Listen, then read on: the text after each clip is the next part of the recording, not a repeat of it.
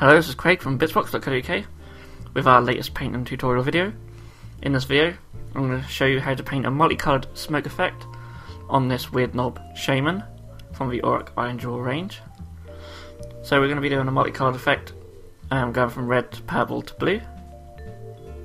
So similar to how GW have done it, but I'm just going to make it look a little bit more smoky than usual, and we'll be using some of the dry paints to do that.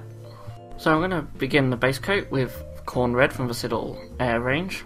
Now I'm going to be applying these paints via airbrush for the base coats.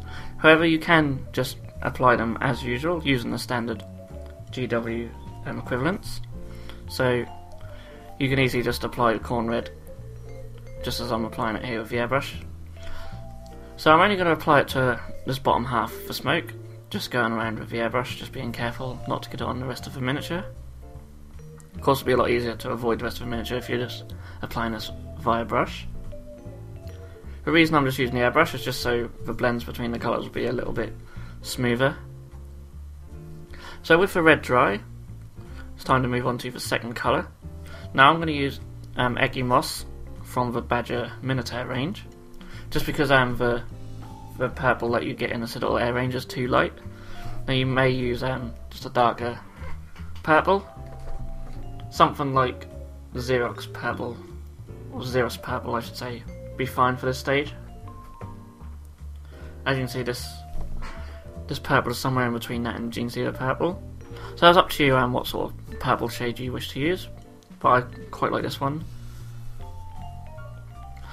So with that dry, we then move on to the blue. As you can see, that's dried there quite nicely. I'm just trying to show it on camera. That went on a bit thin, but I had a couple of coats there just to give a nice smooth purple colour. So we're going to go in with some Cantor blue now, and of course this is going to be for the top of the smoke.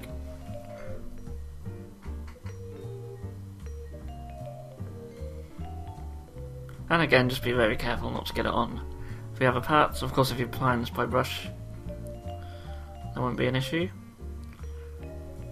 But I mainly just use the airbrush here to sort of get some smooth transitions between the colours. But you can do it by brush, you could wet blend, or even just glaze over. You don't need a really good smooth transition here, because once we apply the shades and the dry brush, the transition between the colours will be mostly hidden anyway.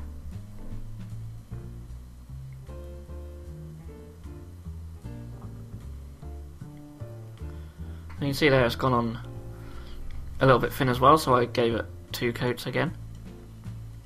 So it looks pretty good how it is, but I'm going to take some Drakenhof Nightshade, and I'm going to apply this to the whole smoke area, as this shade works really well on all 3 colours. I use this colour a lot when I shade red, and of course shading blues and purples is really good for as well, and this will marry all the colours together. So I have watered it down very slightly, just thinned it with a little bit of medium. But it's still fairly heavy, but I apply a nice even coat and don't let it pull up too much in the recesses.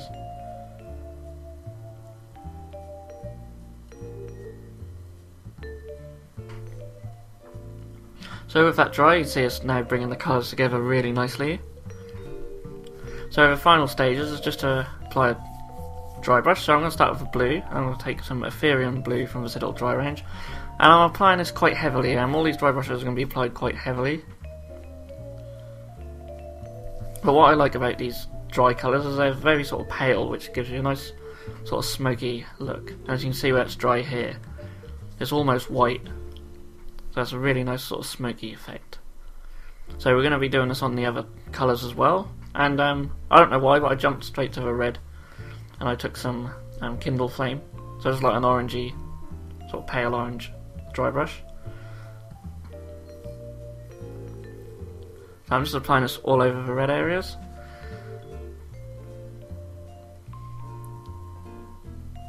Again, I'm being very heavy with the dry brush, and here you can see the final result of that.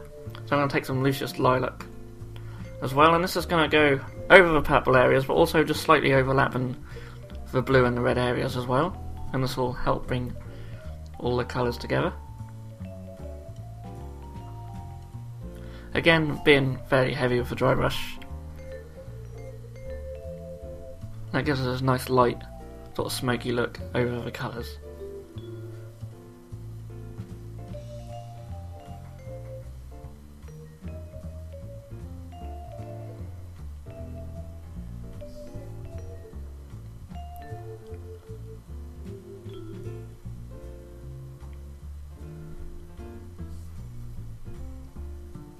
And there we have the finished result. Very quick, very easy to do. There's a nice sort of multicoloured smoke effect. Slightly different to how GW have done it on their model, but I'm quite happy with the results.